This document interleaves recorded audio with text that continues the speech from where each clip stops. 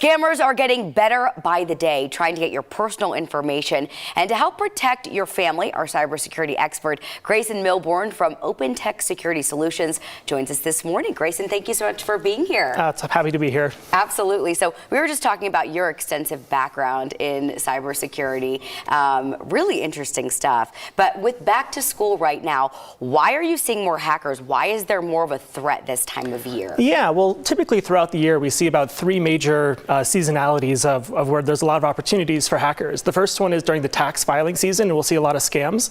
And then again, when we get back to school, there's a lot of people shopping for loans, perhaps, for new equipment, like a new computer. And then that kind of follows off into the end of the year, where we always see a Christmas time boom for lots of new types of scams and ways to try to trick you out of your hard-earned money.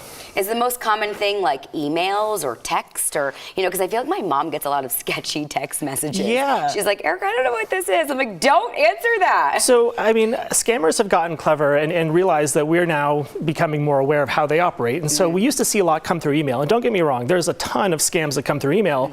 But absolutely, we're seeing more and more SMS-based scams.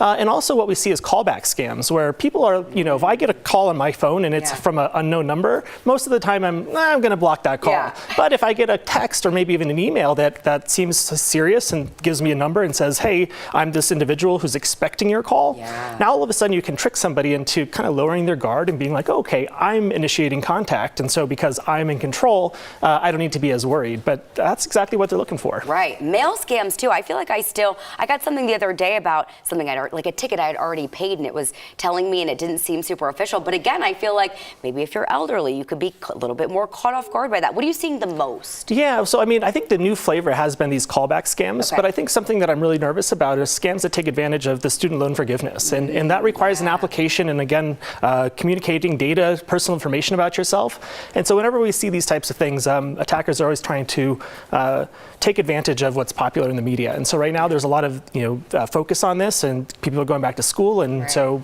this is kind of that second peak of the year. Yeah, very interesting. Okay, so how can we protect ourselves? What's the best way? So I think the best way is, well, being aware that there are scams out there, right? And then there's always that gut check. So, a lot of times, like on e-commerce sites, people will search for things, and you'll find a site where it's too good to be true, because it is too good to be true.